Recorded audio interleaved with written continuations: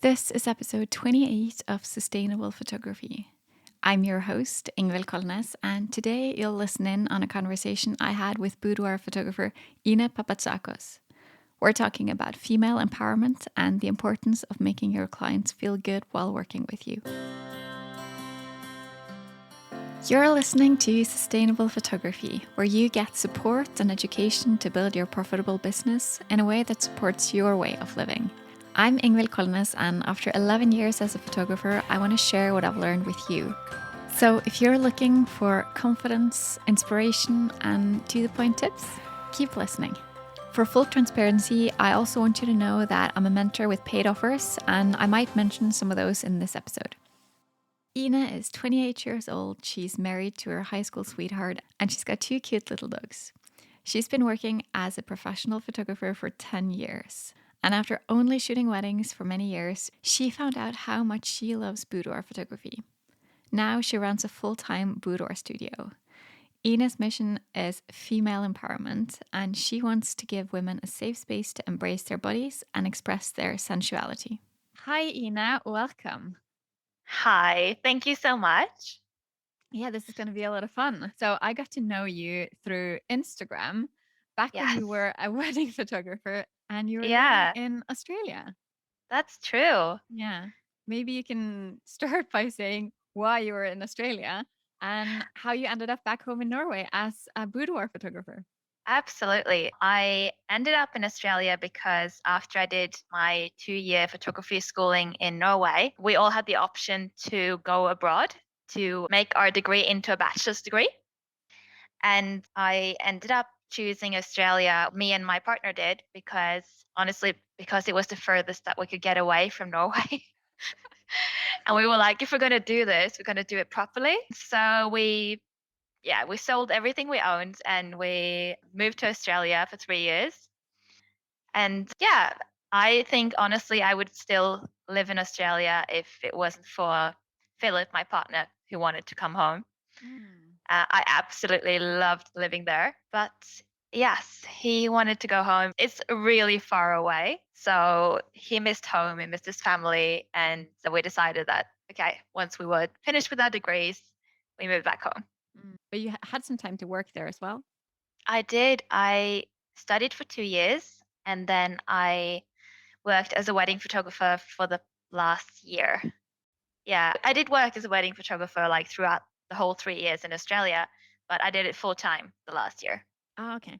Okay. That makes a lot of sense. But then you went back home and then after a while you set up your boudoir studio. I did. I still shoot weddings, and it was still my full time gig when I moved back home to Norway. But I think it was maybe a year after I moved home that I really discovered boudoir, and I tried it once. I absolutely fell in love with it. And I casually said that I think I'm going to make it like part of my 5-year plan to open a boudoir studio. And then 5 weeks later, I signed a lease and I just went for it. What made you just take the jump? I think that's just what I'm like. Like, once I get an idea, I would prefer that it happened yesterday, which is a good thing and a bad thing. It sometimes makes me a little bit too spontaneous, I think.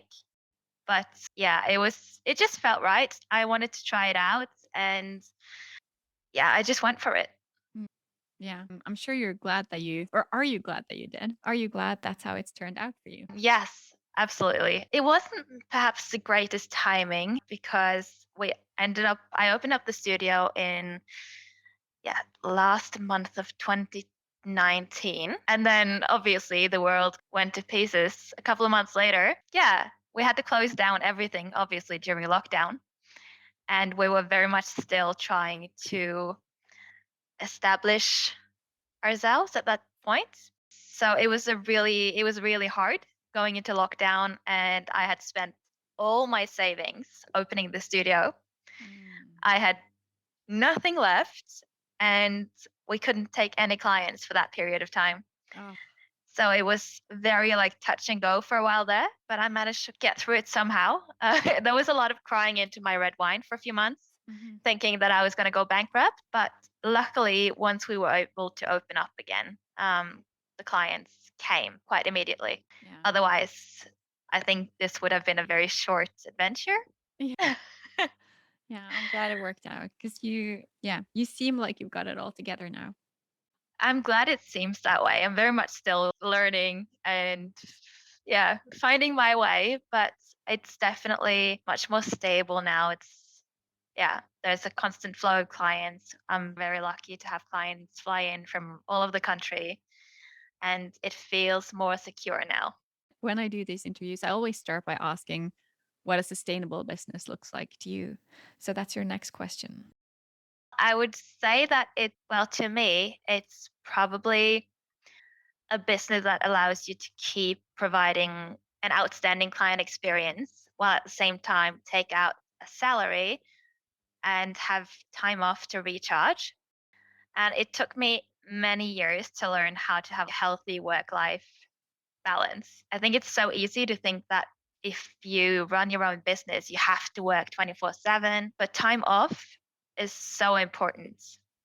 So I think that's the definition of a sustainable business to me is that you can provide the best experience for your clients, but you can also take care of yourself and have financial security.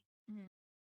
I think that whole thing of working nonstop, I think that's Yeah. something that all photographers take for granted because it's what we see that everyone else is doing. Oh, they're Yeah. working every single weekend. That must mean I have to do that too. If not, I'm doing Yes. something wrong. I only learned like I'm still learning, but I only started learning last year that it's okay to set boundaries, to set your own hours, to not answer any email that comes through on a Saturday night at 11 o'clock in the evening and just be a little bit nicer to myself in terms of how many hours I put in every week because we give up so much by running our own business in terms of security. And the benefit that we should have in return is that at least we can set our own pace and work the hours that works for us. Mhm. Yeah, I definitely agree. And saying no, I think that's the one thing that's given me the most in my business, just learning Yeah. that and just starting to actually do it, just say no, and set those boundaries. Yeah. It's so important, but it's so hard. It's the It's so hardest hard. thing, I think. It's so hard, but yeah, so Yeah. important. But another thing that's important to you, that's female empowerment and body positivity. So Yeah. I'm curious why you care so much about making women feel good. Think it started out as something quite personal because I like during my teenage years, I struggled heavily with my self image and my body. And there was a period where like my whole life evolved around shrinking myself and just losing weight. And it was so unhealthy. I was so skinny. I lost my period. Like everything I was doing ended up being about just like losing weight. And it's such a horrible way to live because it takes away so much joy. Mm, And a lot of my friends, my female friends, have had the exact same issues. Like, I have more female friends who have suffered from some sort of eating disorder than people who haven't. mm, And like doing this for a job as well, I speak to so many women, and the majority of them share the same story that at some point they've had massive issues with how they see themselves. mm. And I just think that is horrible. And it's something that is just systemically wrong. Absolutely. So, yeah, I think boudoir photography has allowed me to it a counterweight to that because it's all about body positivity and women having the right to feel beautiful and sensual in their bodies no matter how they look, no Mm, matter if they fit into that tiny little box that society tells us is beautiful. It's a passion project of mine. I think it's mm. so important. Yeah. I see that a lot of other boudoir photographers, they can talk a lot about morning after gift for your husband when you get married and phrase or frame that whole boudoir thing as something that you give away. But that's not your take on it at all. No, This I think it's a great gift. Absolutely. But I think boudoir, like, it should first and foremost be something that you do for yourself. And if you have a partner that you're going to gift it to for them, but I always say to my clients that the album and the photos, this is for you. And the gifts to your partner can be that he or she can look at them. But the album itself, the images itself, the experience itself should always be something that you do for yourself. That's really great. You also have a Facebook group where you talk a lot about all these things, about feeling good about yourself, and you share images and all that. Can you maybe say something about how you combine your idealism with your business? Yeah, I think the idealism part of it is like the cornerstone of everything else in my business. And like if we're lucky enough to have a platform where we have an audience such as Instagram or TikTok or the Facebook group that I run, which has grown to be close to 3,000 women in it, I think it's just natural for me to try to use that for something positive. So the little kind of female community that we've built in that Facebook group is really special. We preach all things body positivity and female empowerment and sexuality, and everyone in there, although I haven't met no almost any of them in real life, they're just so nice to each other and they constantly build each other up. And it's just been this really positive space for women to share things with each other, to ask questions, to talk about their insecurities, and to get positive feedback. I think it's really important that once we have a platform to use it for something good. Mm. Yeah, absolutely. That's really nice. It has all the value for others. And it's really nice that you think of it like that, that it's not just for you and it's not just for your business, but you're using your voice for something good. Yeah, and I think sometimes if you do try to combine your own idealism with your business, sometimes that also means turning certain clients away. Mhm. So sometimes it's not necessarily a smart business decision, but you got to be able to feel proud of the work that you do. Yeah. So, for example, I have had requests from people who want to book, but they want to have their bodies altered like in Photoshop in their images to be slimmer or to have bigger boobs, or and that would just go against the foundation of what Boudoir Photography is all about, which Mhm. is to embrace your body the way that it is. So, yeah, sometimes it would probably be smarter business wise to not have that idealism as the foundation. But I think in the long run, you end up being more content with the way you run your business if you do that. Yeah. And in the long run, I think for your marketing and for your brand as well, it would probably hurt you if you said yes just for the money when your brand would be so much stronger if you just continue to stick to your values. Yeah, absolutely. Because that way you're going to attract the right, like, eventually you're going to attract the right clients, the clients who want that experience that you provide. I love your wedding photos so much. There's something about the mood in them. And you've been one of my favorite photographers here in Norway Oh, for thank you. years. Yeah, absolutely. Thanks. And I just have to say that when you started this, it seemed like it was a complete match, like with your personality doing boudoir photography. So, what is it you think about boudoir photography that you love so much? I want to say everything, but first and foremost, I think it's boudoir photography can allow women to discover their own beauty.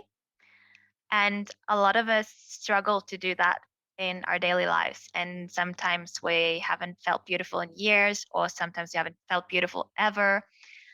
And it stops us from doing certain things. It stops us from dressing the way we want. It stops us from being intimate with our partners. It stops us from feeling confident. So for me, boudoir photography is it's so much more than just pretty photos. What I try to create here is a safe space to start the healing process after maybe spending years and years talking yourself down. Mhm. And yeah, every time a client starts crying happy tears when she sees her photos because she feels beautiful, and maybe for the first time in a long time, I just know that I am where I'm supposed to be. It Yeah. just feels, yeah, like I'm part of something good. Yeah. And the way you talk about things on social media as well, it just feels like it comes so naturally to you, like speaking about all these things that fit into your brand because it's your brand, but it just all fits together so nicely.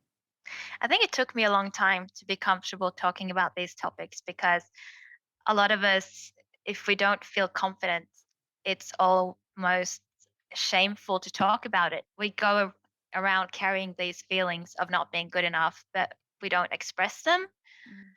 And it feels really lonely because we don't really realize how many of us are doing the same thing. But just growing up a bit and talking to others and realizing how common this problem is, yeah, it's just felt more and more natural to talk about it as well.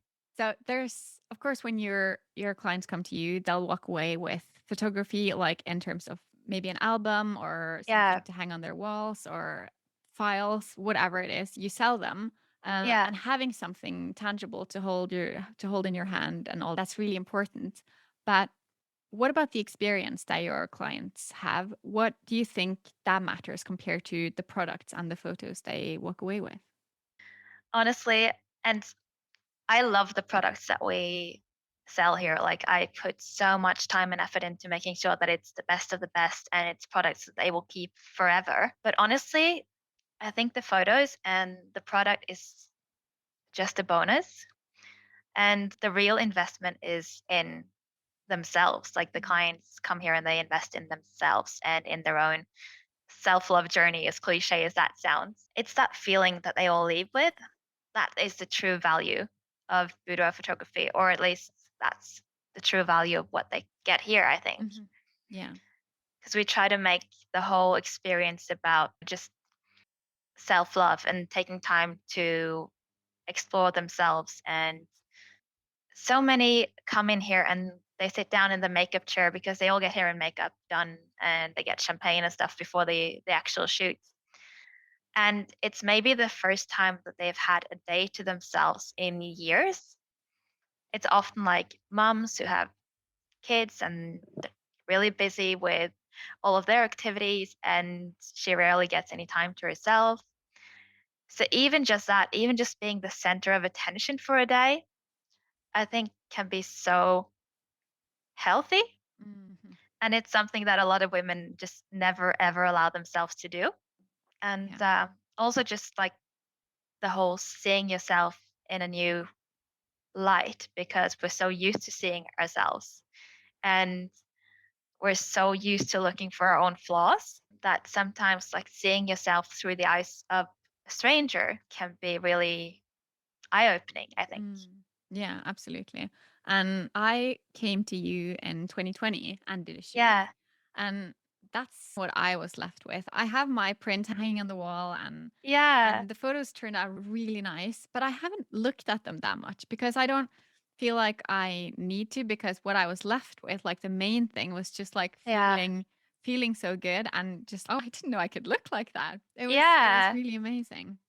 That's really nice to hear because that is the exact feeling that I want people to live with and Mm, I want it to stick with them as well. mm, And I think the products help them do that because every time they browse through the pages of their album, they're reminded of that feeling. And that's much more important than looking at the photos. It's what you feel when you look at them. absolutely. That's the value of what we do here, I think. So having the photos as a reminder of this is you look, this is how you can feel. That's the main thing. Mhm. Yeah, absolutely. So there are a lot of boudoir photographers, not that many here in Norway, but there are some. And I'm sure Yeah. you see how they run their business and the things that they do. And I'm sure in terms of yourself as well, what do you think that most people or most photographers do wrong when they want to get into boudoir photography or when they've done it for a while even? Like what are some mistakes that you see happening? Oh, that's a really tricky question, actually, especially because, as you say, there aren't that many boudoir photographers in Norway. And I haven't really seen that much of how boudoir photographers in other countries run their businesses. But I think one thing is with boudoir photography, creating a trusting relationship with every single client is absolutely key. And it's such a vulnerable thing to be photographed in this way. And if you can't build trust with your clients, then you won't be able to give them that experience that they deserve. And I'm sure there are many ways to do that and to build that trust. But I find that what works for me is to be really personal with them. And yeah, that's why, for example, the Facebook group is so valuable for boudoir photographers because my clients and clients of other boudoir photographers who have a VIP group like that on Facebook or wherever, potential clients might spend months lurking in the group and before even inquiring to book. Yeah. And all of that time is time that they can get to know me and get to know my work and my values and see other people who've been here on a shoot and hear how they've experienced it so they don't feel like they're coming to a stranger. Mm. So I think being personal is so important. Like they have to know you as a person, not just as a photographer and business owner. Mm. And Absolutely. for many photographers, that's a tricky thing because you want to seem professional. And maybe especially with boudoir photography, because there are a lot of creeps out there who do this for the wrong reasons. I think starting out, like one of the tips that you get as a boudoir photographer is you have to be so professional so that people don't take you for a creep. And that's right, absolutely. But finding that balance, because if you're too professional, you never ever dare to be personal with them, then people won't get to know you and they won't reach out to you, Mm. I Yeah. think. Yeah, absolutely. And another thing that you mentioned in a way is that you have your Facebook group and you keep sharing there, and people hang around for a while before Yeah. they book. And I think just that whole thing of being patient and not just thinking that if something doesn't happen immediately, that means that it's not working, because some people That's so miss a true. lot of time. Yeah. I think the average, like for my clients, is that they might lurk around in the group for 6 months at Hmm. least before Hmm. even getting in touch with me. Yeah. And some of them have been lurking there for years. Like I had a Hmm. client a couple of months ago and I actually got like a last minute opening because one of my booked clients got sick, so she had to move her session. And then I just posted in the VIP group that we have an opening tomorrow. Does anyone want it? And usually people book months in advance. So I wasn't thinking that anyone would want to grab the spot. Mm. But within 5 minutes, there was this woman in the comments section saying, like, I want it, I want it. So she emailed me and she told me, like, I've been in the group for 2 years. I've been wanting to do it for so long. I just haven't found the courage to actually get in touch. She kind of felt that this was her sign that, okay, I'm supposed to do it now. I won't have time to be nervous because it's in 12 hours. Mm. And so, yeah, it's always a really nice surprise when people say that they've been like following me for years and then finally building up the courage to actually book. Mm. Do you think, because you have like a waiting list and people book in months in advance, like you say, do you think that's part of what makes you do really well? That it's an exclusive thing. It's not like a you're trying to get in as many people as possible, but it's more like a high-end service that you offer. Do you think that adds on to the whole experience and your value and brand? I think so because I think for many women, this is something that they treat themselves to once in their lives. Like some come many times as well, and that's super nice. But for many, it's a one time thing. Hmm. And they want it to feel really special. So they might combine it with stay at a hotel or a spa treatment. Also, a lot of my clients come from all over the country. So I think that they can come here and get a full day out of it and that it feels luxury, that there is like champagne and there is a client wardrobe they can borrow luxury lingerie from, and that there is hair and makeup and a lot of like, yeah, following up in advance, following up afterwards. I definitely think that helps adding to that luxury experience that they want when they're only going to do this one time. Hmm. Absolutely. So what about if someone is interested in doing boudoir photography? Because it's something that I know a lot of photographers are interested in, but Yeah, where to start? it's really tricky starting out as a boudoir photographer, honestly. Like, I didn't know where to start either. I started out shooting my friends in my own living room. It was just to try it out, just to gain some experience knowing how to pose them. Because I think it's really important to be aware that when someone books a boudoir session with you, you have their self image in your hands. Mhm. And if you don't know what you're doing, if you don't know how to pose them, no matter what their bodies look like, if you don't know how to create that safe environment, then you can potentially do a lot of damage to someone's self-confidence. Mm. So it's definitely something that should be treated with respect because yeah, you don't want that to happen. Yeah. Yeah. So I think practicing a lot, like before you ever book a client that you don't know, practicing a lot with friends and family to make sure that your posing is good is really important. And there are so many great ways to learn posing. There are lots of posing guides. There's lots of YouTube. Yeah, that's how I started out at least. Like I bought a few posing guides and I try them out on myself, on my friends, on people I knew and who trusted me before I ever tried actually having a client that I didn't know. So yeah, know your posing is so important, I think. Perfect. What would you recommend doing to build a sustainable business? What would I recommend? Definitely don't do the mistake that I did. Don't take 10 years learning how to set boundaries in terms of working hours because you're going to burn yourself out and know your costs of doing business. That is also something that is so tricky because pricing shouldn't be like grabbing a number from the air and because it sounds good. Mhm.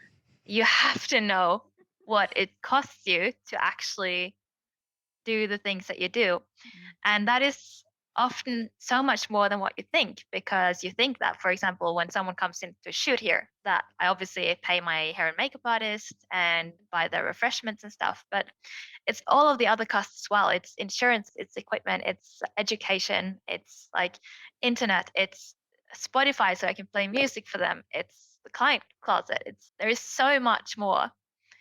And that's even before you can take out a salary. Mhm. Mhm. Running my studio last year before I even thought about taking out a salary, it cost me 600,000 kroners. It's really expensive to run a business. So then you It's have to have prices to that reflects that. yeah, you do. Even if Mhm. you're starting out, you still Yeah, have costs. absolutely.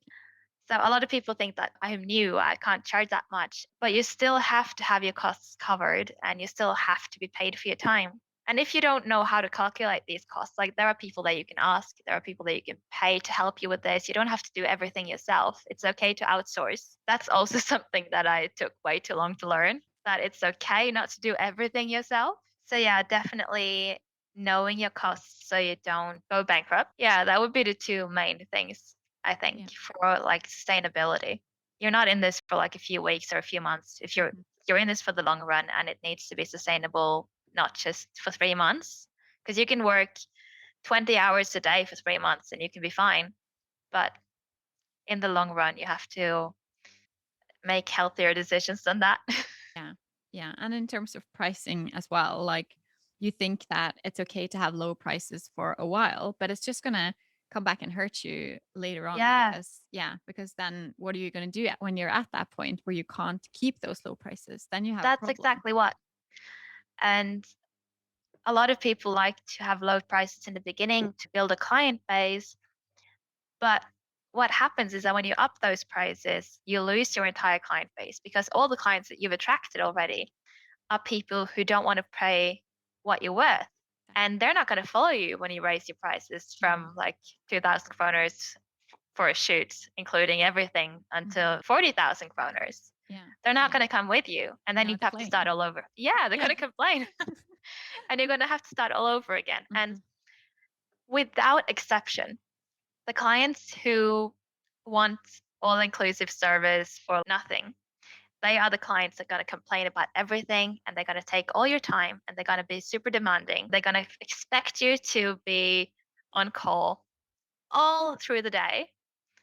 But the clients who pay you high prices, they are the clients that want you because of your talent and they trust you and they don't mind paying what the experience is worth. I think that's something that's maybe easy to say when you've been through it, but I think a lot of newer photographers might struggle to believe it almost. Yeah. And I understand because I was the same. Yeah, me too. Yeah. Yeah.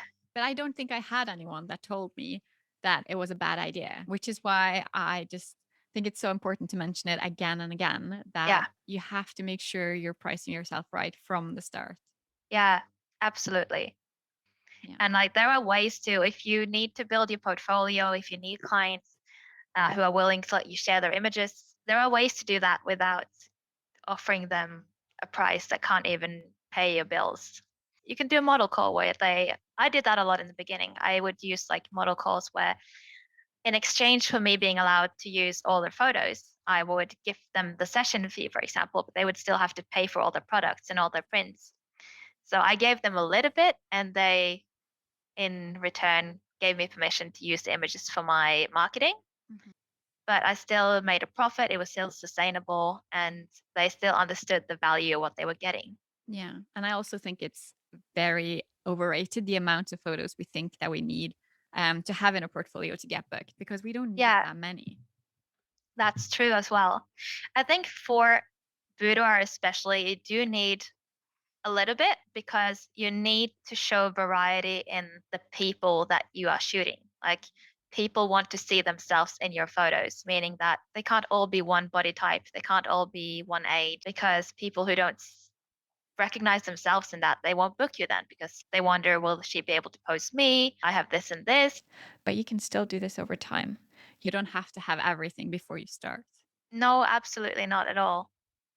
And you can show a lot of diversity in your portfolio by doing 3 shoots if you're intentional about it. If you do like someone who is young, shoot someone who is, I have had clients from 20 years old until their 70s.